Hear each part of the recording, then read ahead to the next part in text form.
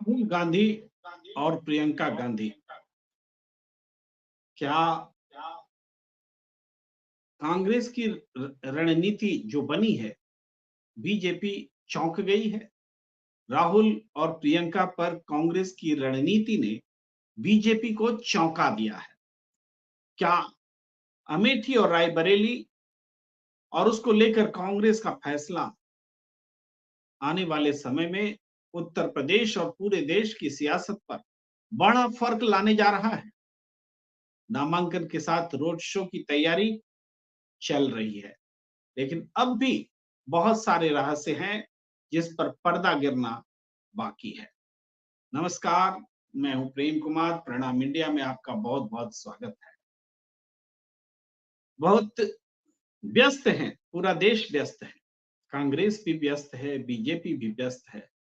सबका ध्यान, सारी चर्चा टीवी चैनल से लेकर सोशल मीडिया तक, सारी चर्चा में राहुल गांधी और प्रियंका गांधी छाए हुए हैं। लोग पूछ रहे हैं, क्या मतलब है? रायबरेली और अमेठी को लेकर के क्या रहस्य है? और उत्तर भी स्वयं ही दे रहे हैं। कुछ हो ना हो, लेकिन टीवी की दुनिया में, राजनीति में, सोशल मीडिया में राहुल और प्रियंका छा गए। ये जवाब दिए जा रहे हैं। दरअसल ये सबसे बड़ी जीत हुई है। थोड़ा सोचिए कि 26 अप्रैल को चुनाव खत्म हुआ, उसके अगले दिन अगर घोषणा कर दी जाती अमेठी और रायबरेली की, तो क्या इस पर चर्चा होती? नहीं हो रही होती।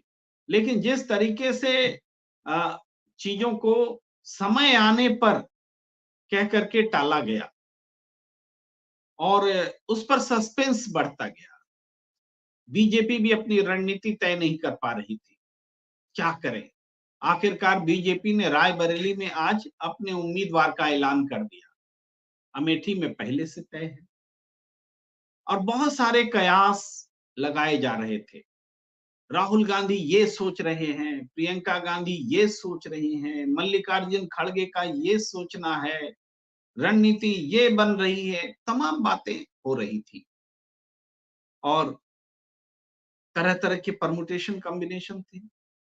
सब पर, मैं कहूंगा सब पर वो पर्दा हट गया है और अब इसमें रत्ती भर संदेह नहीं कि राहुल गांधी नॉमिनेशन फाइल करने जा रहे हैं। जो घटनाएं हैं, जो सूरत है, जो तस्वीरें हैं, वो ये कि अमेठी में राहुल गांधी और अखिलेश यादव के बड़े बड़े पोस्टर, और दूसरे भी नेता हैं, लेकिन इन दोनों के की तस्वीरें पोस्टर में लगभग इक्वल इंपॉर्टेंस के साथ होर्डिंग लग गई है। कांग्रेस के मुख्यालय पर अमेठी में सज गया है, तैयारी चल रही है।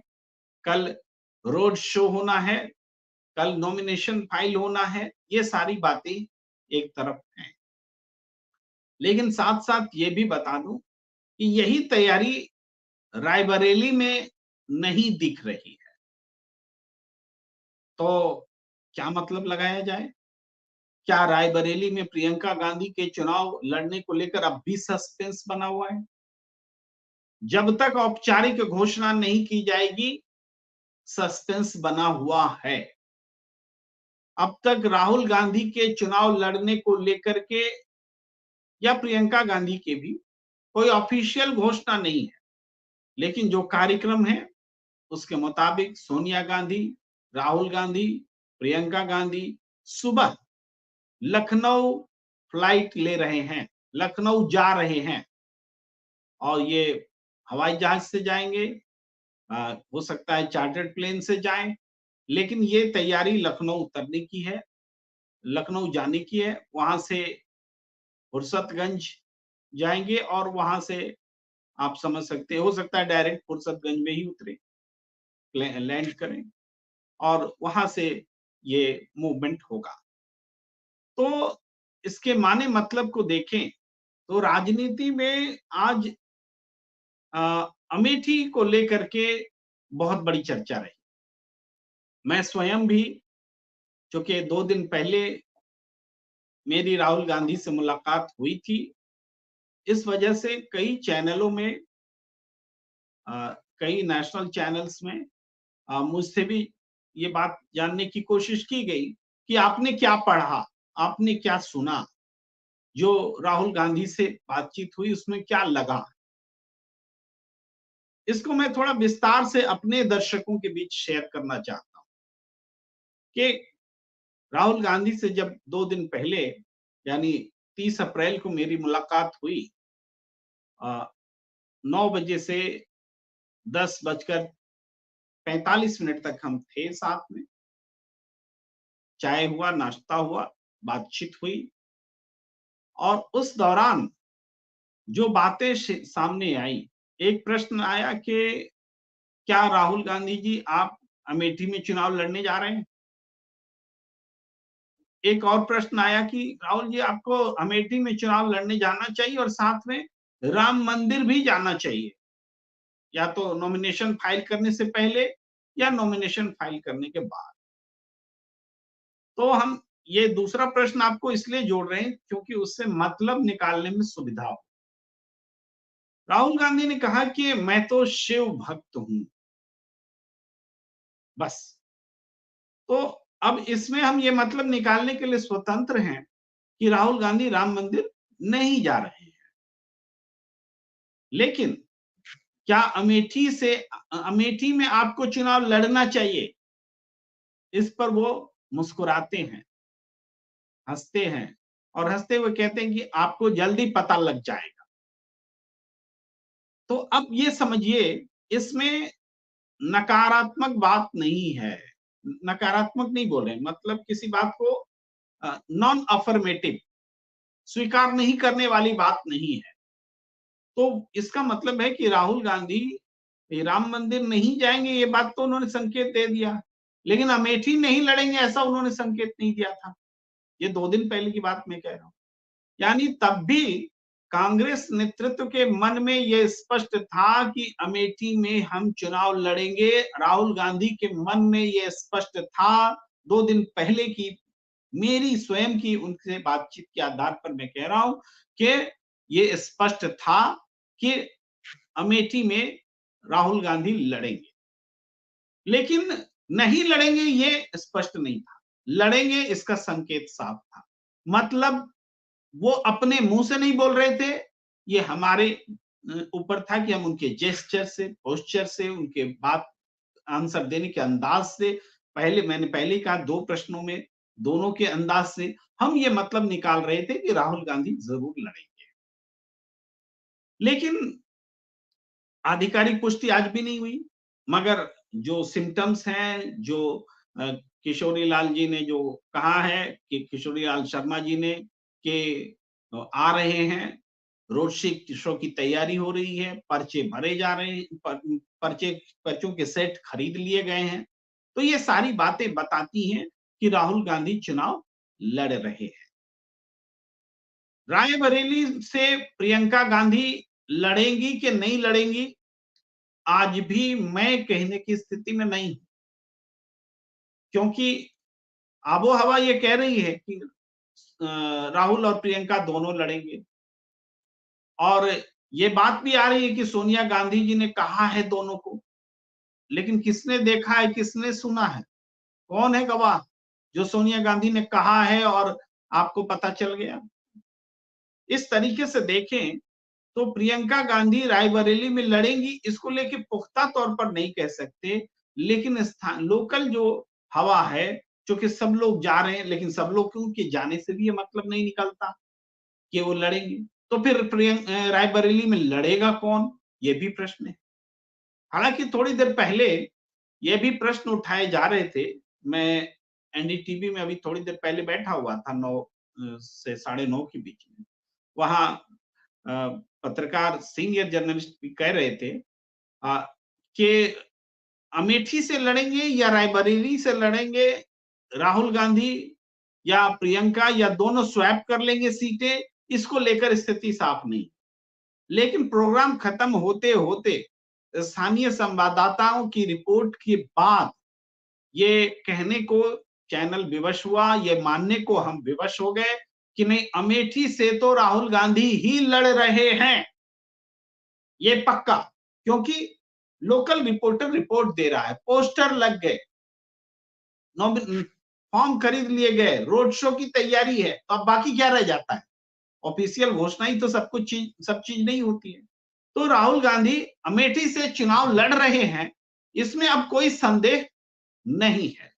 लेकिन ये यही बात इतनी ताकत के साथ हम रायबरेली पर नहीं बोल पा रहे, इसके बावजूद कि ऐसा लग रहा है कि प्रियंका गांधी रायबरेली से लड़े।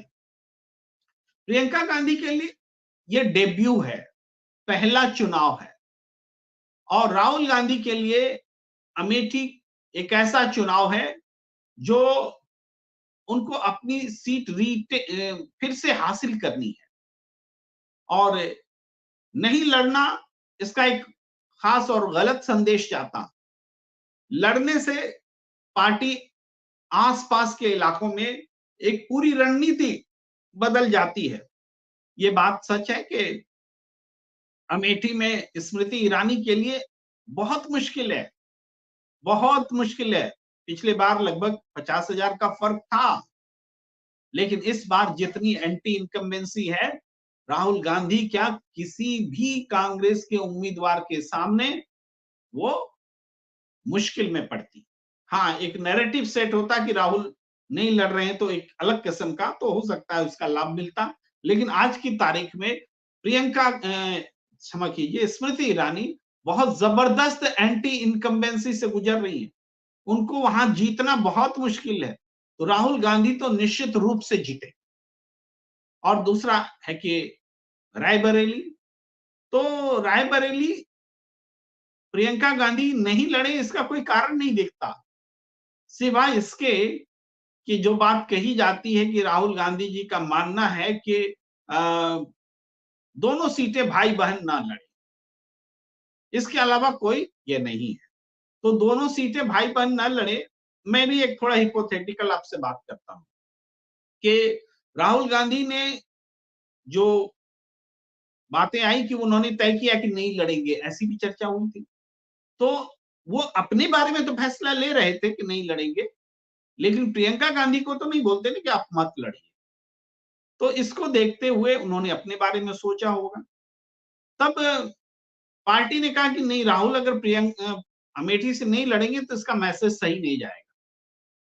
तो राहुल के हिसाब से लगा कि हम लड़ेंगे तो फिर प्रियंका भी क्यों लड़ेंगी? दोनों हम नहीं लड़ना चाहते, कोई एक लड़े, प्रियंका को ही लड़ा दीजिए अमेठी में। ये सारे परमुटेशन कॉम्बिनेशन पर बातचीत हुई, और इस पर कि कैसे कांग्रेस को सबसे ज्यादा फायदा होगा। तो तय ये हुआ कि राहुल तो लड़े ही अमेठी से, और अब तक की स्थिति के हिसाब से भले पुख्ता तौर पर कहना मुश्किल हो रहा है कि प्रियंका गांधी रायबरेली लड़ रही हैं, लेकिन अंतर्मन कह रहा है कि ये होगा।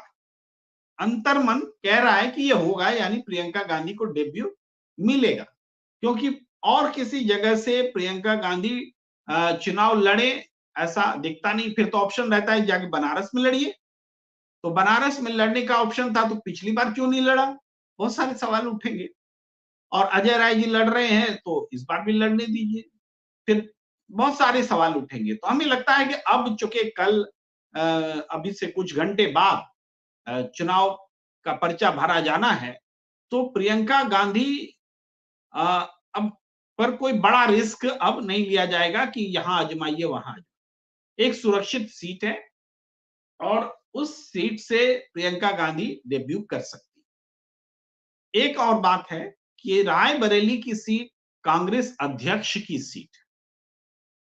प्रियंका गांधी का जोर भी इसलिए था कि हम इस सीट से चुनाव लड़े तो इसका एक अलग संदेश होगा।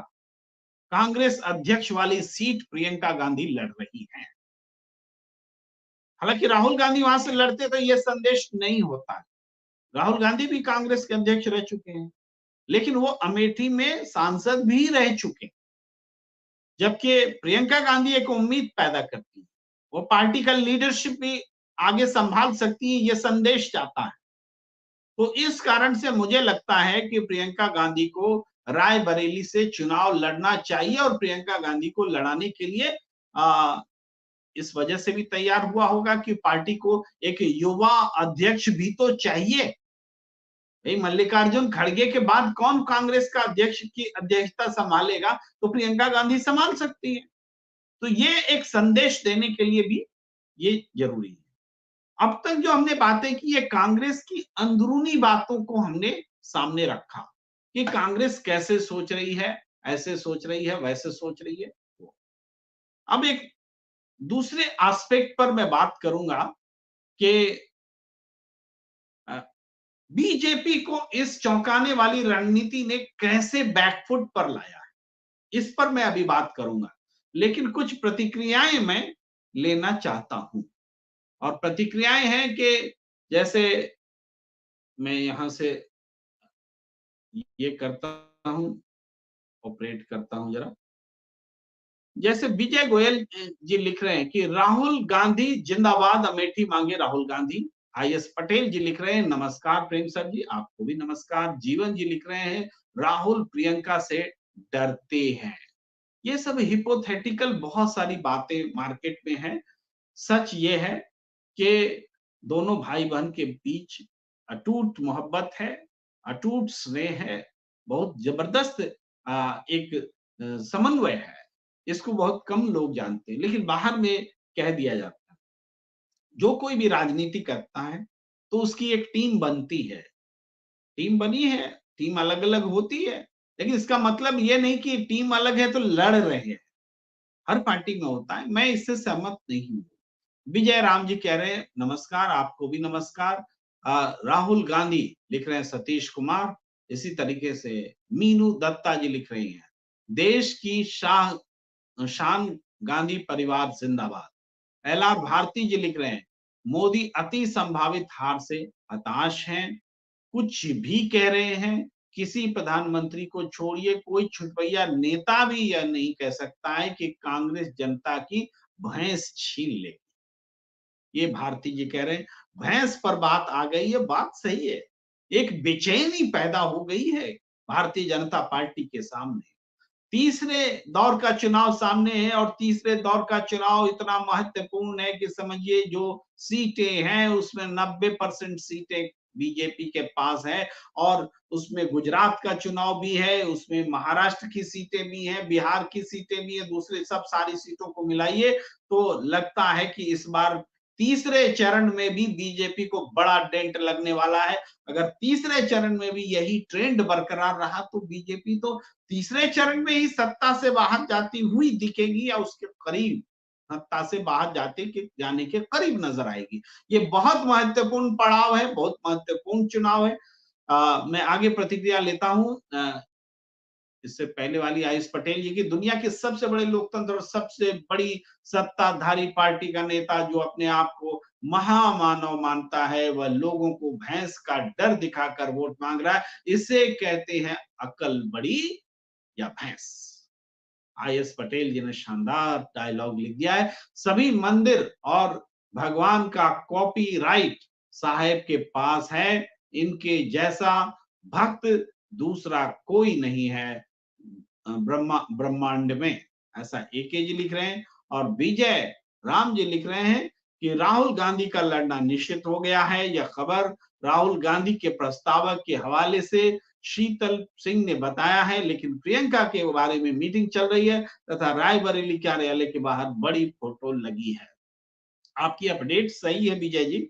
मैंने भी आपको थोड़ी देर पहले जो बताया वो अमेठी के बाहर, अमेठी में दफ्तर के बाहर तो स्पष्ट रूप से तस्वीर लग चुकी है राहुल गांधी की, और अमेठी से जो तस्वीरें आ रही हैं वो राहुल गांधी चुनाव अमेठी से लड़ रहे हैं, ये क्लियर है। आप भी प्रस्तावक के हवाले से शीतल पी सिंह जी हमारे मित्र हैं, उनके हवाले से जो उनके जरिए प्रस्तावक के हवाले से जो खबर आप दे रहे हैं वो भी उसकी तस्दीक करती है। और मैंने जो अभी बताया कि मैं थोड़ी देर पहले एनडीटीवी में बैठा था, वहां भी जो रिपोर्टर वहां से खबर दे रहे थे वो भी इस बात की तस्दीक कर रहे थे कि राहुल गांधी अमेठी से लड़ रहे हैं। लेकिन रायबरेली को लेकर के इतने विश्वास से कहने लायक माहौल नहीं दिख रहा था। हालांकि वो तस्वीर जरूर दिख रही है प्रियंका की तस्वीर, लेकिन तैयारी जो दिखनी चाहिए वो नहीं दिखी है, ये बात हम कह रहे हैं। इसलिए विश्वास के साथ नहीं कह सकते। ये भी एक रणनीति का हिस्सा हो सकता है कि चलो सुबह ही बताएंगे क्या होना है, कि जो तैयारी इधर दिख रही है वो उधर करने की क्या आवश्यकता है, ये भी हो सकता है। विजय राम जी कहते हैं राहुल गांधी का लड़ना निश्चित हो, ये तो मैं पढ़ चुका। एके जी लिख रहे हैं कि 4 पीएम चैनल पे न्यूज आई है कि राहुल गांधी ने अमेठी से पर्चा खरीद लिया है। बिल्कुल सही है, मैंने भी आपको बताया कि पर्चे खरीद लिए गए हैं, और तो पर्चे ऐसे भी एहतियातन भी खरीदे जाते हैं। पर्चे तो वरुण गांधी ने भी पीलीभीत में खरीद लिए थे, लेकिन चुनाव तो नहीं लड़े, तो पर्चे खरीदे गए हैं और रोड शो की तैयारी है, कल पहुंच रहे हैं सब। ये सारी खबर है। अब हम थोड़ी चर्चा कर ले, एक और मैं प्रतिक्रिया ले लेता हूं। प्रेम जी, कांग्रेस ने रीढ़ विहीन मीडिया और तथा कथित मीडिया ने पिछले 7 दिन से कांग्रेस का जाने अनजाने प्रचार प्रसार गुणगान किया। क्या इसका लाभ कांग्रेस को नहीं होगा? ये बहुत महत्वपूर्ण बात है, और इसको मैंने शुरू में एड्रेस भी किया था कि ये एक रणनीति है कि कांग्रेस ने पूरी चर्चा को राहुल और प्रियंका के इर्द गिर्द लाया है, मीडिया के जरिए लाया है, क्योंकि जनता में रुचि है, जनता चाहती है। और कांग्रेस की एक और रणनीति रही, इस दौरान अमेठी की जनता ने आवाज उठानी शुरू की, वी वांट राहुल गांधी, हमें राहुल गांधी चाहिए, राहुल गांधी की आवाज लगने लगी। ये भी एक तरह का कैंपेन का आगाज हो गया। तो नॉमिनेशन भरने से पहले, प्रत्याशी के पहुंचने से पहले ये आगाज हुआ है, इससे कोई इनकार नहीं कर सकता है।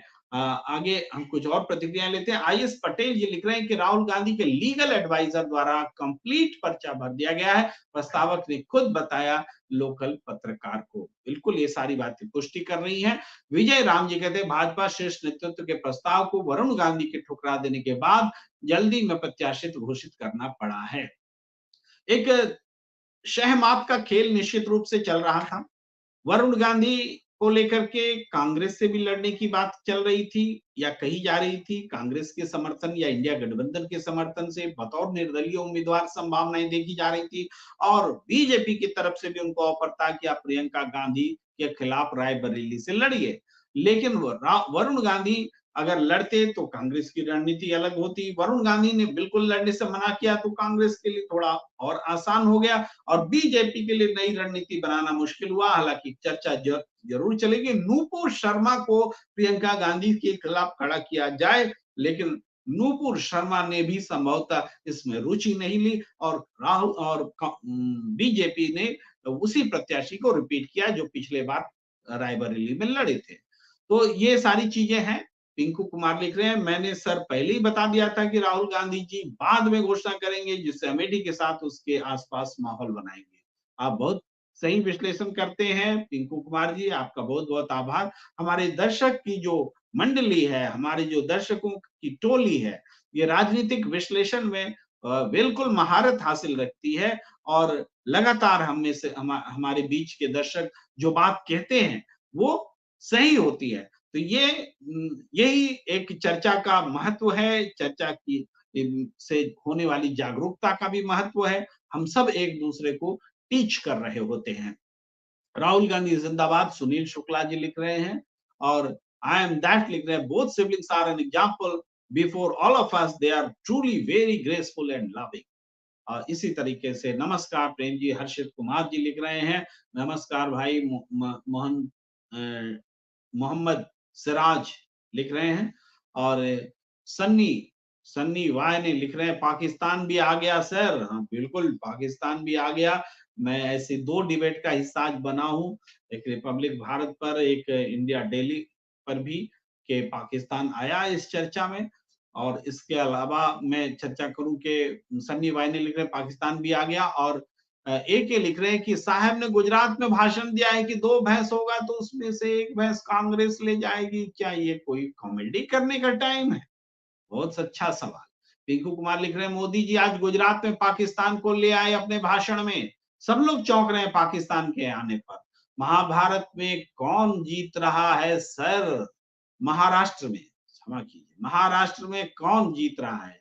महाराष्ट्र में बीजेपी का डब्बा गोल है सर, और महाराष्ट्र में निश्चित रूप से इस बार इंडिया गठबंधन की सीट एनडीए से ज्यादा होने वाली है, क्योंकि एनडीए में परफॉर्मर सिर्फ बीजेपी है, इंडिया गठबंधन में इक्वली परफॉर्मर्स हैं शिवसेना, शरद पवार की एनसीपी और कांग्रेस पार्टी। इसलिए ये फर्क पैदा हुआ है। सुभाष चंद्रा जी लिख रहे हैं कि राहुल गांधी अमेठी सही हुआ, खड़गे रायबरेली में लड़े तो साहब जनसभा में सेंसलेस होना शुरू कर देंगे।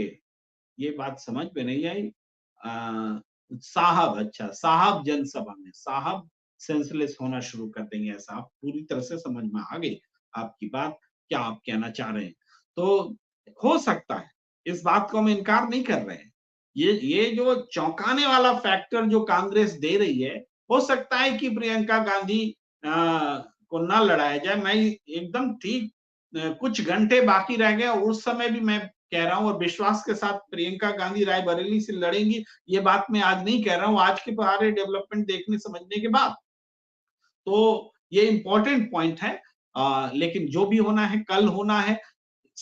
ये जो घटना घटी, अब मैं थोड़ी थोड़ी देर में प्रतिक्रियाओं पर आऊंगा। ये जो घटना घटी है, दूसरा हिस्सा जो हम आपसे डिस्कस करने वाले थे कि बीजेपी कैसे बैकफुट पर आ रही है, कैसे उसके होश उड़े हुए हैं कांग्रेस की इस रणनीति के आगे। देखिए, पहले और दूसरे चरण में बीजेपी जान रही है कि वो पिछड़ चुकी। ये तीसरा चरण बहुत महत्वपूर्ण, इसमें गुजरात भी है और इसमें सारी चीजें भारतीय जनता पार्टी ने झोंक दी है। पाकिस्तान आ गया, इसमें राम मंदिर भी आ रहा है, कांग्रेस राम मंदिर देखने नहीं गई, प्राण प्रतिष्ठा से दूर रही। इसमें हिंदू मुसलमान खुल करके आ रहा है और इसमें सांप्रदायिक आधार पर जितने मुद्दे हो सकते हैं वो घुसाए गए हैं। एक एक्स्ट्रा मुद्दा के जो कांग्रेस ने कहा था कि हम सर्वे कर रहे हैं, उसको ट्विस्ट करके कि कांग्रेस सत्ता में आएगी तो भैंस ले लेगी, तो साइकिल ले लेगी, तो मोटरसाइकिल ले लेगी, तो आपका मंगलसूत्र ले लेगी, इस तरह की के साथ। यानी ये जो कैंपेन है, बीजेपी ये जो नैरेटिव विमर्श खड़ा कर रही है, ये विमर्श बीजेपी कांग्रेस के खिलाफ खड़ी कर। पॉइंट समझिए, जब पहला दो चुनाव हुआ, दो चरण का, तो उसमें बीजेपी इस तरीके से कांग्रेस को के अगेंस्ट में विमर्श खड़ा नहीं कर रही थी, अपने लिए विमर्श खड़ा करने की कोशिश में थी। लेकिन अब वह नकारात्मकता पर उतर आई। जो काम विपक्ष को करना चाहिए होता है, विपक्ष हमेशा सरकार की विफलता को मुद्दा बनाता है, ये बीजेपी विपक्ष की विफलता की याद दिला रहा है या उसको विफल बता। ये नेगेटिव कैंपेन हताशा का सूचक होता है। गुजरात में जिस तरीके से लोगों की प्रतिक्रियाएं हैं, मैं केवल राजपूत समाज की बात नहीं कर रहा, दूसरे तमाम समाज के लोग इकट्ठा हो करके बीजेपी के विरोध में बोल रहे हैं। मैंने तो अपने प्रोग्राम में एक दो बाइट भी सुनाई है कि आदिवासी महिलाएं किस तरीके से भारतीय जनता पार्टी के खिलाफ में बोल रहे हैं। उसको देखते हुए ऐसा लगने लगा है कि गुजरात जो कि बीजेपी का गढ़ रहा था, वहां वो मुश्किल में है। और मीडिया में तो यही है कि 6-7 सीटें विपक्ष जीत रही है, लेकिन ये सब सहम सहम कर बोलना इसको बोलते हैं। जनता ऐसे फैसला नहीं करती। जनता नाराज होगी तो नाराजगी दिखेगी, खुश होगी तो खुशी दिखेगी। अगर परिवर्तन की लहर जनता के मन में है, अंडर करंट अगर जनता के भीतर चल रहा है, तो उस अंडर करंट को महसूस करना या देखना ये कुछ सीटों में नहीं होता है, ये ओवरऑल देखना पड़ता है कि क्या हो रहा है।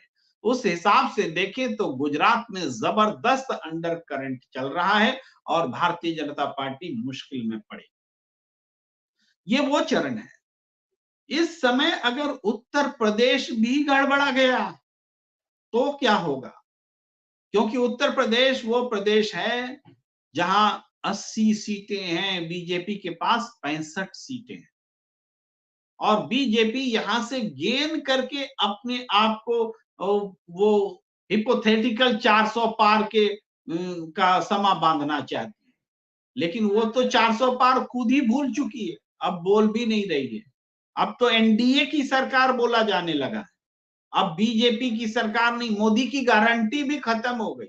वैसे तो वास्तव में मोदी की गारंटी, जैसे ही ये कोविशील्ड वाली बात आई है, कोविशील्ड तो मोदी की गारंटी थी ना, जो हर कोरोना के पत्रक में मोदी जी का फोटो हुआ करता था, उस फोटो को जो बैक किया गया है, ये मोदी की गारंटी का बैक होना है।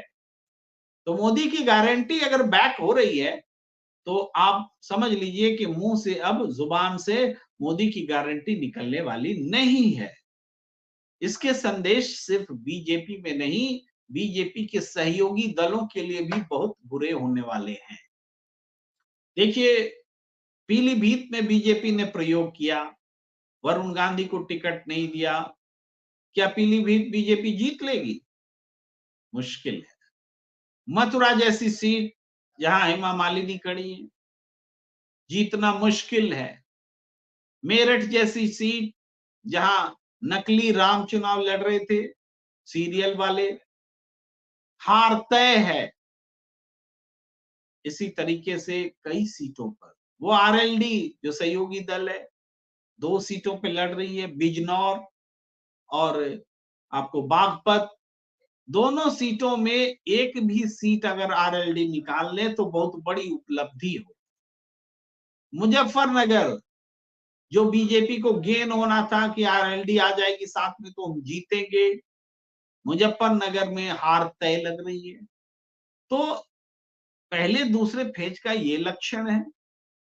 अलीगढ़ जैसी सीट भी बीजेपी हारती दिख रही है। अमरोहा तो हारेगी ही। मुरादाबाद में प्रत्याशी का निधन हो गया है, वो भी सीट बीजेपी हार रही है।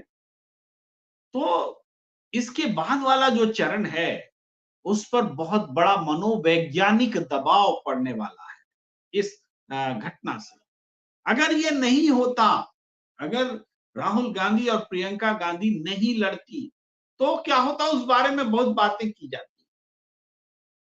मैंने, हमारे साथी पत्रकार हैं हर्षवर्धन जी, वो हम लोग सीएनबीसी पे बैठे थे, तो हर्षवर्धन जी ने कहा कि अगर राहुल गांधी अमेठी में नहीं लड़ते तो मैं आगे कांग्रेस पर चर्चा करना ही छोड़ देता।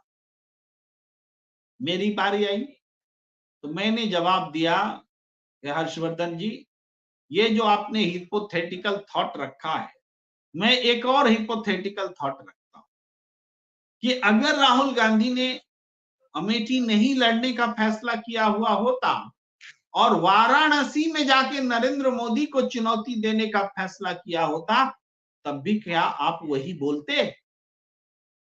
तो तुरंत वो पलट गए, नहीं तब तो कुछ बात ही अलग होती। तो फिर आप अपनी बात को अंतिम क्यों मान रहे हैं? एक तो कपोल कल्पित बातें कर रहे हैं, तो मैंने भी आपको कपोल कल्पित बातें रख दी आपके सामने, तब आप पलट गए। तो मैं ये कह रहा हूं कि परमुटेशन कॉम्बिनेशन, मन से कुछ कहानियां गढ़ देना, फिर बात करना, चलिए इसका भी फायदा राहुल गांधी या प्रियंका गांधी और कांग्रेस को ही मिला है, ये भी तय है। लेकिन इन दोनों के चुनाव लड़ने से आसपास की तमाम सीटों पर, प्रतापगढ़, सुल्तानपुर और दूसरी जितनी भी तमाम सीटें, 8-10 सीटों पर इसका असर पड़ेगा और पॉजिटिव असर पड़ेगा कांग्रेस के लिए। कांग्रेस के रिवाइवल के लिए ये जरूरी है।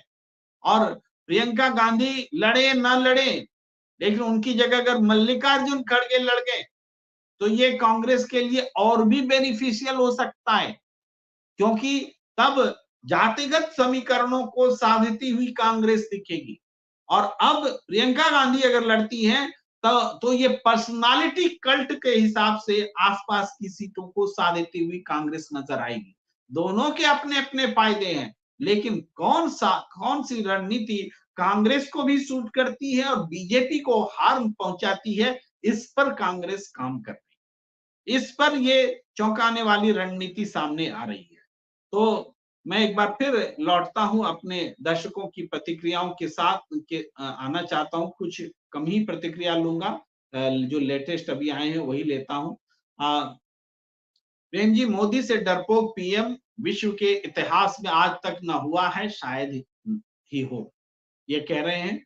एके जी लिख रहे हैं कि रॉबर्ट वाड्रा को सिर्फ बिजनेस करना चाहिए, उसको कांग्रेस के भलाई के लिए चुनाव नहीं लड़ना चाहिए। ये देखिए, किसी को चुनाव लड़ने की इच्छा करने से नहीं रोक सकते, लेकिन कांग्रेस पार्टी ने कभी रॉबर्ट वाड्रा को इंडोर्स नहीं किया है, आगे नहीं बढ़ाया। एक और प्रतिक्रिया लेते हैं कि पप्पू पंडित कह रहे हैं, मोदी जी अपने पत्नी को भी सात फेरा लेकर गारंटी दिए थे क्या? क्या हुआ? अच्छा, मोदी की गारंटी वाली बात पर कर रहे हैं, उनकी गारंटी पर क्या भरोसा करें? पत्नी की भी गारंटी वो पूरा नहीं किए जो उन्होंने पत्नी को दी थी। मोदी की गारंटी भ्रष्टाचारियों को देश से भागना, मोदी जी की गारंटी व्यभिचारी को देश से बाहर भगाना। यानी ये प्रज्वला रेवन्ना की बात कर रहे हैं। अशोक ये लिख रहे थे कि मोदी की ये तो मैंने पढ़ लिया, क्षमा कीजिए। भारती जी लिख रहे थे इलेक्टोरल बॉन्ड के बाद एक से बढ़कर एक खुलासे बीजेपी के खिलाफ आ रहे हैं। कर्नाटक के सांसद का वीडियोस, वैक्सीन का मामला, हर मामला गंभीर है और पूरी पार्टी, पूरे लीडरशिप के कैरेक्टर को खोल कर रख देता है। चाहे कोविड के दौरान वैक्सीन बेचने का मामला हो, इलेक्टोरल बॉन्ड से पैसा लेने का मामला हो, ये दुनिया का सबसे बड़ा सेक्स रैकेट, मास रेप जिसको राहुल गांधी ने कहा है, मास रेप का मामला हो, सब के सब बीजेपी के कैरेक्टर को खोलकर सामने रखते हैं। एलआर भारती लिख रहे हैं इलेक्टोरल बॉन्ड के बाद एक से बढ़कर एक खुलासे बीजेपी के खिलाफ आ रहे हैं। कर्नाटक के सांसद का वीडियो, वैक्सीन का मामला, ये मैं पढ़ चुका था, दोबारा पढ़ा। मैं अमेठी बोल रही हूँ, मैं जुमलों को सहन कर रही हूँ, ऑल इन वन लिख रहे हैं। और इसी तरह हर्षवर्धन त्रिपाठी से प्रेम सर की खूब तू मैं होती है एक भाई। देखिए, हम बैठते हैं अपनी बात रखने के लिए, विश्वास के साथ बात रखते हैं, जैसे आपके साथ करते हैं वैसे वहां भी करना चाहते हैं। माहौल जब नहीं मिलता है तो तू मैं हो जाती है। बैजनाथ प्रसाद कहते हैं मोदी न तो राजनीतिज्ञ है, न कोई सिद्धांतकार, वह संघ का राजनीतिक मोहरा है। एक ये लिख रहे हैं राइट सर, मल्लिकार्जुन खड़गे जी अमेठी से लड़ेंगे तो स्मृति और साहेब उन पे डायरेक्ट अटैक नहीं कर सकते हैं, ये कांग्रेस को फायदा होगा। अब अमेठी छोड़ दीजिए, अमेठी तो राहुल लड़ रहे हैं। अब रायबरेली पर बात होगी कि रायबरेली प्रियंका लड़ेंगे कि मल्लिकार्जुन खड़गे। ज्यादा चांसेस प्रियंका गांधी का दिख रहा है, लेकिन फिर भी मैं विश्वास के साथ नहीं बोल पा रहा हूं, क्योंकि कुछ घंटे बाकी है। गलत बोलने की जरूरत क्या है, जितनी सूचना है उतनी ही सूचना हम साझा करें। पप्पू पंडित करें गोदी मीडिया में विष कन्या का चमचा करती सब। अच्छा, चलिए इस पर कमेंट हम नहीं करेंगे और ऐसे शब्द से बचना चाहिए। विजय राम कह रहे हैं साहब तो इतना बौखलाहट में कि आज पाकिस्तान को भी चुनाव मैदान में ले आए। बिल्कुल सही कह रहे हैं, बौखला गए हैं। हर्षित कुमार सिंह कह रहे हैं कि रायबरेली से कहीं अदिति सिंह तो नहीं है, क्योंकि खड़गे जी ने कहा था लोकल कैंडिडेट होगा, और वो वैसे भी बीजेपी ने ना अदिति सिंह ना एसपी से जो आते हैं, मैं नाम भूल गया, जो बीजेपी में आए थे उनको भी नहीं दिए हैं। हर्षित कुमार सिंह जी, अब उसका समय चला गया कि कोई अदिति सिंह और लोकल कैंडिडेट को दिया जाता, वो वक्त अब चर्चा का नहीं रहा, हमें लगता है। अदिति सिंह तो ऐसे कांग्रेस छोड़कर बीजेपी में चली गई, तो हमें लगता है कि उस पर चर्चा न करें। हमें प्रियंका गांधी या मल्लिकार्जुन खड़गे का ही परमुटेशन कॉम्बिनेशन है, जिसमें प्रियंका गांधी के लड़ने के ज्यादा चांसेस दिख रहे हैं। घनश्याम शर्मा जी लिख रहे हैं कि माननीय प्रधानमंत्री जी ने प्रति वर्ष 2 करोड़ नौकरी देने की बात की थी, और पर होगा कुछ नहीं, क्योंकि जब सैया भय कोतवाल तो डर काहे, बीजेपी देश को बर्बाद करके ही दम लेगी। संजीव शर्मा लिख रहे हैं और मिस्टर सरकार लिख रहे हैं कि प्रियंका गांधी जी जय हो। आगे मिस्टर सरकार ही लिखते हैं कि Rahul Gandhi ji is the only hope for youth employment. UPSC लिख रहे हैं अब बीजेपी आती जी वाली नहीं रही, जुमलेबाज हो गई है, बीजेपी हटाओ नौकरी मिलेगी, ये सबकी भावना है। हर्षित कुमार सिंह कह रहे हैं मैं देरी होने की एक वजह सोच रहा था। जरूर बताइए। और अजय मीना जी लिख रहे रोजगार चाहिए, बीजेपी हटाओ। ये मोटे तौर पर जनता की भावनाएं हैं, रोजगार चाहिए, बीजेपी हटाओ। मैं आज की चर्चा को एक इंपॉर्टेंट नोट पर ले जाना चाहता हूं कि ये चुनाव कांग्रेस मजबूती से लड़ती दिख रही है, अपने नैरेटिव पर लड़ती दिख रही है। कांग्रेस के नैरेटिव पर बीजेपी को आना पड़ रहा है, बात करनी पड़ रही है, सेंसस पर बात करनी पड़ रही है, प्रॉपर्टी डिस्ट्रीब्यूशन रीडिस्ट्रीब्यूशन पर, जो कि कांग्रेस उस अर्थ में नहीं बात करती जिस अर्थ में बीजेपी हल्ला मचा रही है। कांग्रेस का मकसद उन्होंने जो बताया है उसके मुताबिक वो ये है कि जो हमेशा से कही कि अमीरी गरीबी की खाई को कैसे कम किया जाए, इस लोक कल्याणकारी योजनाओं पर कैसे अमल किया जाए, ये सारी बातें कांग्रेस ने कही है। लेकिन बीजेपी उसको विकृत करके रख रही है। उनकी यही रणनीति अब बन गई है कि जब भ्रष्टाचारियों को पार्टी में लेना उनकी रणनीति हो सकती है घोषित तौर पर, आरोप नहीं लगा रहा हूं, घोषित तौर पर, तो किसी को झूठे आरोपों में घेर देना ये भी उनकी खुली रणनीति हो गई है। तो इस तरीके से ऐसे दौर में कांग्रेस के लिए लड़ाई बहुत मुश्किल जरूर है, लेकिन जनता ये चुनाव लड़ रही है, जनता का साथ मिल रहा है। अगर जनता का साथ नहीं मिलता तो बहुत मुश्किल था। और पूरे इस बात को देखें, मैं फिर से राहुल गांधी पर आना चाहता हूं, मेरे ऊपर थोड़ा सा हावी हो गया है चूंकि राहुल गांधी से 2 दिन पहले की मुलाकात है, मिटी नहीं है। तो मैं राहुल गांधी पर आना चाहता हूं कि राहुल गांधी ने देश की राजनीति को मुद्दों से जोड़ने में सफलता हासिल की, न सिर्फ अपनी पार्टी के लिए बल्कि जनता के लिए, देश के लिए। और बीजेपी को भी आना पड़ रहा है मुद्दों पर बात करने, गरीबी पर बोलना पड़ रहा है, गैस सिलेंडर के दाम कम करने पड़ रहे हैं, 20 रुपया कम किया ना 2 दिन पहले। तो इसी तरीके से बीजेपी को जनता से जुड़े हुए मुद्दों पर लाने का श्रेय राहुल गांधी का है, जिनको कोई मानने को तैयार नहीं होता। राहुल गांधी ने इसको एक्सप्लेन किया। राहुल गांधी ने बताया कि देखिए इस देश के जो भी ये है यूट्यूब, ट्विटर, फेसबुक, यही सब बातचीत करने का, अपनी बात रखने का तरीका का साधन है, टेलीविजन चैनल। ये राहुल गांधी ने जो बताया वो मैं कह रहा हूं। तो इन सब पर किसी एक का अधिकार होता चला गया। अब इसमें क्या किया जाए? तो राहुल गांधी ने कहा कि एक मुश्किल घड़ी आई, तो इसके लिए इसका तरीका था जनता से संवाद। हालांकि फिर उन्होंने न्याय यात्राओं का जिक्र नहीं किया, ये मैं अपनी तरफ से बोलता हूं कि न्याय यात्राओं के जरिए उन्होंने एक पैरेलल संवाद का तरीका डेवलप किया, जनता के बीच डेवलप किया। और वो, मैं इसको इस तरह से एक्सप्लेन करता हूं कि जब राहुल गांधी निकले बोलने के लिए तो लोगों ने सोचा अरे अपने आप को एस्टेब्लिश करने के लिए निकला है। मेरी असदुद्दीन ओवैसी जी से एक मैं बातचीत हल्की हुई थी। मैं तब एबीपी न्यूज में था, और था नहीं, उस प्रोग्राम में था जिसमें असदुद्दीन ओवैसी बैठे थे, प्रेस कॉन्फ्रेंस वाला प्रोग्राम था, दिबांग जी कर रहे थे। मैंने असदुद्दीन ओवैसी से पूछा था कि भाई आप क्यों नहीं भारत जोड़ो यात्रा में जा रहे हैं, क्या दिक्कत है आपको? वो तो गैर राजनीतिक है। तो उन्होंने कहा था कि मैं किसी व्यक्ति के नाम के लिए, शोहरत के लिए कोई यात्रा आयोजित हो तो उसमें मैं क्यों जाऊंगा?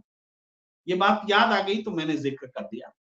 ये सबने इसको इसी रूप में देखा, लेकिन ये यात्रा राहुल गांधी ने अपने शोहरत के लिए की हो ऐसा नहीं। ये यात्रा उन्होंने वैकल्पिक राजनीति को तैयार करने के लिए किया। एक ऐसे समय में जब बातचीत करने का जो साधन है, जो मंच है, उस पर अगर सत्ता का कब्जा हो जाए तो विपक्ष क्या करे? तो उसने एक वैकल्पिक तरीका अपनाया। तो जब राहुल गांधी निकले जनता के बीच बात करने के लिए, तो जनता ने थोड़ा सा समय लिया, सोचना शुरू किया, क्या क्यों निकले हैं राहुल गांधी? जनता को लगा कोई है जो हमसे बात करने आया है, कोई है जो हमारे पास आया है हमसे बात कर। और ये बात जनता ने शिद्दत से महसूस की कि जो बात करने कोई आ रहा है तो हमको उसका इस्तकबाल करना चाहिए, हमको उसका स्वागत करना चाहिए। और जनता ने राहुल गांधी का स्वागत करना शुरू किया और ये क्रम हर स्टेट में जारी रहा। आप बताइए, जहां कांग्रेस पार्टी का प्रभाव नहीं है, जहां संगठन नहीं है, वैसे वैसे प्रदेशों में भी राहुल गांधी की जब यात्राएं गुजरी, चाहे पहला पार्ट हो चाहे दूसरा पार्ट हो, तो भीड़ की कोई कमी नहीं थी। पैदल चल रहे थे, लेकिन लोग की कोई कमी नहीं थी, लोग पैदल भी चलने के लिए तैयार थे। ये एक बिल्कुल नया तरीका जनता से संवाद करने का उन्होंने स्थापित किया।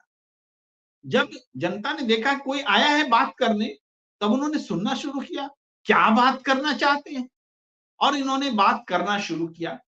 पहले तो एक ही बातें बतानी शुरू की।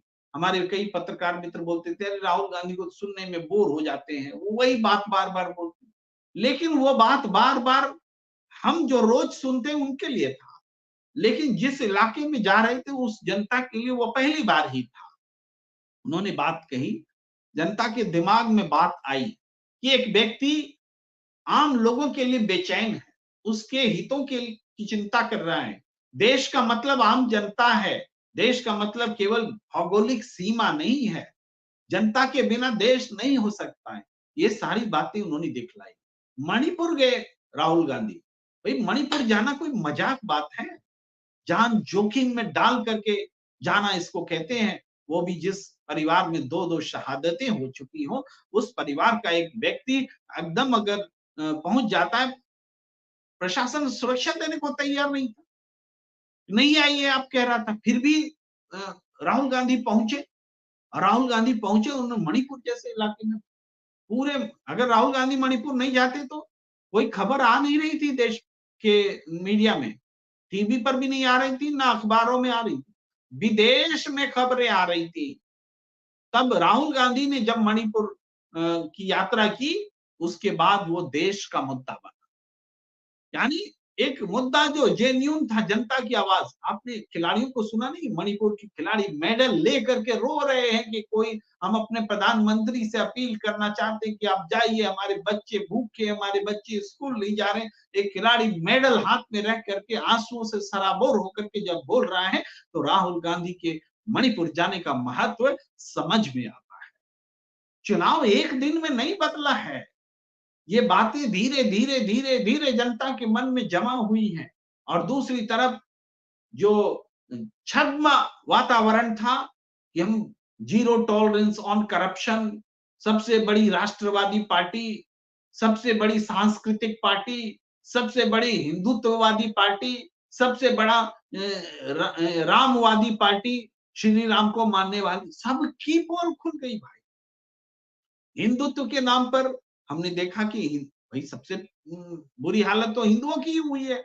रोजगार गए गए, नौकरी हाथ, जिसको नौकरी हाथ से जाना बोलते हैं, धंधा छिन गया, सारी चीजें हुई, कारोबार बैठ गया। मंदिर मामले में हमने देखा कितना जबरदस्त भ्रष्टाचार हुआ, किस तरीके से चुनाव को ध्यान में रख करके प्राण प्रतिष्ठा समारोह हुआ, सारे नियमों को ताक पर रख दिया गया। शंकराचार्य तक नाराज हुए, कोई परवाह नहीं। जैसे कि हिंदू धर्म की ठेकेदारी ले रखी हो इन्होंने, पूरा धर्म बीजेपी का हो गया हो, इन्होंने कब्जा कर लिया। जनता ने देखा ये तो हिंदुओं का भी विरोधी है भाई, ये तो धर्म को भी नहीं मानने वाला है। जनता ने देखा कि भ्रष्टाचार पर ज्ञान देने वाला व्यक्ति, सारे विपक्ष के चुने हुए भ्रष्टाचार भ्रष्टाचारी लोग जिन पर खुद वो आरोप लगाया करते थे, उसको बुला-बुला के अपने साथ जोड़ना शुरू कर दिया। ये कहां से भ्रष्टाचार पर जीरो टॉलरेंस है? ये तो सारे भ्रष्ट लोगों को मिला करके भ्रष्टाचार की आवाज दबाने वाला सिस्टम, ये जनता ने महसूस किया। तो एक तरफ राहुल गांधी का नैरेटिव था, दूसरी तरफ इनकी करनी का प्रतिफल आना शुरू हो चुका था, और एक के बाद एक चीजें उजागर होने लगी, और जनता ने मन बना लिया कि इस सरकार को उखाड़ फेंकना है, बदल डालना, ऐसे बदला है। अब इस पृष्ठभूमि में राहुल गांधी अमेठी में चुनाव लड़ने जा रहे हैं। अब जो उत्तर प्रदेश के बाकी चरण के चुनाव होंगे और सीधे सेंट्रल यूपी और ईस्टर्न यूपी की तरफ जब चुनाव बढ़ेंगे, तो राहुल गांधी के अमेठी से चुनाव लड़ने का इंपॉर्टेंस भी सामने होगा। इंडिया गठबंधन के का इंपॉर्टेंस सामने होगा, क्योंकि समाजवादी पार्टी और कांग्रेस मिल करके और ये चुनाव लड़ने जा रहे हैं। अकेले अकेले लड़ते तो शायद ये फिजा नहीं ये है इस चुनाव का मतलब।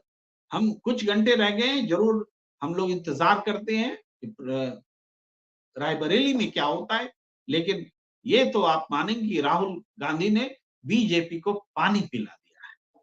बहुत सारी प्रतिक्रियाएं, मैं कुछ और प्रतिक्रियाएं ले लेता हूं। घनश्याम जी लिख रहे हैं कि माननीय प्रधानमंत्री जी ने प्रतिवर्ष 2 करोड़ नौकरी देने की बात की थी। संजय शर्मा जी लिख रहे हैं, पर कुछ होगा कुछ नहीं, क्योंकि जब सैया भाई कोतवाल तो डर काहे का, बीजेपी देश को बर्बाद करके ही दम लेगी। मिस्टर सरकार लिख रहे हैं, प्रियंका गांधी जी जय हो। अ, आगे लिखते हैं, Rahul Gandhi ji is the only hope for youth employment. और इसी तरीके से यूपीएससी लिख रहे हैं, अब बीजेपी अच्छा, ये प्रतिक्रिया मुझे पढ़ पढ़ ली है मैंने, ऐसा लगता है मुझे। मैं थोड़ा और नीचे जाता हूँ। अ, अजय मीना जी कह रहे हैं, 2 करोड़ रोजगार 15 लाख खातों में आ गए, अब हमको जुमला सरकार नहीं चाहिए। अजय मीना जी लिख रहे हैं, राजस्थान में कांग्रेस 15 सीट जीत रही है पक्का। मैं भी राजस्थान में बड़ा स्विंग होता देख रहा हूं, कांग्रेस के पक्ष में, बीजेपी के खिलाफ। देखें क्या होता है। आईएस पटेल लिख रहे हैं, राहुल गांधी से मिलना और वो भी 2 घंटे, मेरे लिए तो स्वप्न जैसा है, परंतु आप मिलकर आए तो लग रहा है राहुल गांधी वही राहुल गांधी है जैसा हम लोग कल्पना करते। 2 घंटे नहीं, 1 पौने 2 घंटे, 1 घंटा 45 मिनट एग्जैक्टली हम रहे थे। राहुल गांधी की बहुत ही डेयरिंग है, ब्रेव मैन। इस तरह से मोदी इसराइल मोहम्मद इसराइल लिख रहे हैं, बीजेपी के पास हिंद पाकिस्तान हिंदू मुस्लिम मंदिर मस्जिद के अलावा है क्या, इसके बिना बीजेपी जिंदा नहीं रह सकती। ये बात लोग महसूस कर रहे हैं कि केवल सांप्रदायिक आधार पर विभाजन की बात करके पार्टी खड़ी है। सोनिया गिल्लर लिख रही हैं कि सर राहुल जी को घेरा गया है प्रोवोक करके, रागा इज पीएम मटेरियल। अब बिल्कुल, आप छेड़ रही है बात तो मुझे ध्यान आता है। राहुल गांधी ने जो चिंता जताई बातचीत में, चूंकि आपने छेड़ दिया, क्षमा कीजिए 2 मिनट और लेता हूं। राहुल गांधी ने कहा कि ये देश आज चाइना और अमेरिका की नजरों में है। हमारा चुनाव प्रभावित करने की ये लोग कोशिश कर रहे हैं। चाइना की नजर हिंदुस्तान पर है। चाइना मजबूत हो अच्छी बात है, लेकिन हम कमजोर ना हो, ये सबसे जरूरी बात है। उन्होंने कहा कि हमारा मैन्युफैक्चरिंग सेक्टर कमजोर हुआ है, चाइना का मजबूत हुआ है। चाइना की जीडीपी हमसे अधिक गुना बढ़ गई है। हमारी जीडीपी बहुत पीछे है। तो इस हिसाब से हम जब तक अपने आप को इकोनॉमिकली साउंड नहीं करेंगे, मैन्युफैक्चरिंग हब नहीं बनाएंगे, दुनिया की मार्केट तक हम नहीं पहुंचेंगे, तब तक हम चाइना का मुकाबला भी करने की स्थिति में नहीं होंगे। और ये जो समय बीत रहा है लफाजी में, और हम केवल असेंबल करके उसको मेक इन इंडिया करके के हम अपने आप को अपनी पीठ थपथपा रहे हैं, इससे ये समय जाया हो रहा है। मेरी चिंता यह है कि ये समय बीत रहा है, ये देश के लिए वो चिंतित दिखे। ये मैं कहना चाहता हूं। बड़ा इंटेलेक्चुअल लेवल पर, हाई लेवल की थिंकिंग के साथ उन्होंने इस बात को रखा, महसूस किया। एके जी लिख रहे हैं कि साहेब मुखौटा है कोई तो उसके पीछे है जो सब खेल करवा रहा है। बिल्कुल सही कह रहे हैं। एसएचए लिख रहे हैं, breaking news, these two names from 24 Akbar Road, Rahul Gandhi from Amethi and Kharge from Raebareli are coming to file their nomination on 3rd May. चलिए, आपकी ब्रेकिंग न्यूज को हम मान लेते हैं, लेकिन सोर्स भी बता दीजिए कि अकबर रोड से कांग्रेस मुख्यालय से आ रहे तो कौन बोल रहा है, ये भी बताना चाहिए, तभी उसकी विश्वसनीयता होती है। हम तो अभी आपसे बातचीत में लगे हुए हैं। कांग्रेस जिंदाबाद रोबिन एरन कह रहे हैं। आर्यभट्ट ऑनलाइन कह रहे हैं, if on counting day BJP trails, then EC will stop live telecast and finally declare BJP has got 420 seats. What option will we shall have in that case? इस उस समय प्रतिक्रिया हम और आप नहीं, पूरी देश की जनता देगी। जनता अपने वोटों को लूटने नहीं देगी किसी को, इस बात को समझ लीजिए। कुछ वोटों का कोई वारा न्यारा कर सकता है, पूरे देश में कर ले ऐसा संभव नहीं है। ये मेरा जनता के प्रति विश्वास भी है और ये मेरा आकलन भी है, और जनमत ऐसे रिएक्ट करता है। पाकिस्तान और श्रीलंका में कर सकता है तो हिंदुस्तान में भी कर सकता है। सोनिया गिल जी लिख रहे हैं, पीएम के स्पीच ऐसी है जैसे फ्रस्ट्रेटेड औरत रोना पीटना मचाती है। सही उदाहरण आप दे रही हैं। और यूनिक इंफॉर्मेशन लिख रहे हैं, Rahul will not come never. ये राहुल के प्रति रख रहे हैं कि वो नहीं आएंगे। राहुल क्या आना क्या है? अरे राहुल आए ना आए, राहुल ने तो कभी प्रधानमंत्री बनने की इच्छा भी नहीं जताई। राहुल इमर्जिंग हो चुके हैं, इमर्ज कर चुके हैं, नहीं आएंगे नहीं, आ चुके हैं। अब इसको देखने का अपना अपना तरीका होता है। यूनिक इंफॉर्मेशन लिख रहे हैं, आप कांग्रेस हो। अरे है तो क्या, हर आदमी की कुछ राजनीतिक प्रतिबद्धता होती है। बिना राजनीतिक प्रतिबद्धता के, राजनीतिक सोच के कोई व्यक्ति पत्रकार भी नहीं होता। झूठ बोलता है अगर कोई ऐसा बोलता है। हाँ, जब हम खबर को पेश कर रहे होते हैं तो खबर में तटस्थता होगी, लेकिन जब ओपिनियन थ्रो कर रहे होंगे तो ओपिनियन में तटस्थता नहीं हो सकती। ओपिनियन में हमारा एक पक्ष होगा। मैं बार बार कहता हूं कि श्री कृष्ण ने भी अगर महाभारत में तटस्थता रखी होती तो हम मानते। क्या श्री कृष्ण तटस्थ थे महाभारत में? उनको सत्य के पक्ष बोल करके गलत काम के लिए भी उन्होंने कहा, झूठ बोलने के लिए युधिष्ठिर को सामने किया। क्यों? क्योंकि उनको लग रहा था कि सच्चाई को जिताना है। तो हमसे क्यों अपेक्षा रखते हैं कि हमारे पास कोई सोच ना हो? ये आप अपने आप को देखिए कि आप सोच रहे हैं हमारे बारे में गलत एक्सपेक्टेशन रखें। सोनिया की करें, अगर आप पैटर्न देखें पीएम का तो सबसे पहले हमारी सेना को कमजोर किया है। यंगस्टर को आरएसएस एंड बीजेपी की सेना में तब्दील किया जा रहा है। नौकरी ना मांगे कोई तो उनको अनपढ़ रखा जा रहा है। ये बहुत अच्छी बात सोनिया गिल जी कह, इस सेना को कमजोर तो किया ही गया ना। सबसे पहले तो मैं मानता हूं कि तीनों सेना प्रमुख के ऊपर जो सीडीएस बनाया गया था उसको आप रक्षा मंत्रालय के कैबिनेट सेक्रेटरी, रक्षा मंत्रालय के सेक्रेटरी से भी नीचे के लेवल पर ले आए हमारे तीनों सेना के प्रमुख को। ये सबसे ज्यादा कमजोर करने वाली बात थी, जिसको बहुत शान के साथ बताया गया कि हमने सीडीएस बना दिया, कंबाइंड डिफेंस। ये मैं क्षमा कीजिए, मैं भूल रहा हूँ, सीडीएस जो पहले रावत जी थे वो। ये उसके बाद अग्निवीर आया। अग्निवीर ने क्या किया? सेना को 4 साल की नौकरी देना शुरू किया। सेना की नौकरी के प्रति आकर्षण को खत्म कर दिया। मरने का, शहादत देने का जो एक जज्बा होता था, प्राण निछावर करने का, उसको मार के रख दिया। सेना कमजोर हुई है। किसको फायदा होगा? पड़ोसी देशों को फायदा होगा। डरोगे, और डरने वाला विदेश मंत्री मिला हमें। एस जयशंकर बोलते हैं कि भाई चाइना हमसे बहुत बड़ी बड़ी इकोनॉमी वाला देश है, हम क्या उससे लड़ने जाएं? तो इतना डरपोक विदेश मंत्री तो हमने देखा नहीं। ये बांग्लादेश का विदेश मंत्री भी कभी ऐसे नहीं बोलेगा कि भारत का इकोनॉमी हमसे बहुत बड़ा है तो हम नहीं, हम डरेंगे। लेकिन हमारा विदेश मंत्री डरपोक है, बोल रहा है। सोनिया के लिए लिख रहे हैं, अगर यूनिक इंफॉर्मेशन को जवाब दे कि क्या आप बीजेपी की तरफ से बैटिंग कर रहे हैं तो खैर ये जवाब दिया जा सकता है, लेकिन हमने अपनी बात रखी। कांग्रेसी होना असंवैधानिक है क्या इस देश में? प्रश्न आयुष पटेल लिख रहे हैं। आर्यभट्ट ऑनलाइन लिख रहे हैं, चीफ को डिफेंस स्टाफ। हाँ, चीफ ऑफ डिफेंस स्टाफ, बहुत सही किया आपने, मेरी जुबान पे नहीं आया। Chief of CDS, chief of defence staff जो बनाया था उस समय सेना कमजोर हुई थी, ये मेरा मानना है, स्पष्ट रूप से मानना। तो मैं आज की चर्चा को यहीं विराम देना जरूरी समझता हूँ। हमने लंबी चर्चा की, अकेले आपसे बातचीत की। आज हम चूंकि टाइम मीट नहीं कर पाए, लगातार मेरे लाइव शोज रहे। 8 बजे मैं सीएनबीसी में था, 9 बजे एनडीटीवी में था, फिर देर हो गई तो 10 बजे मैं आपके साथ बैठा। बहुत सारे कमिटमेंट्स रहते हैं, करना पड़ता है।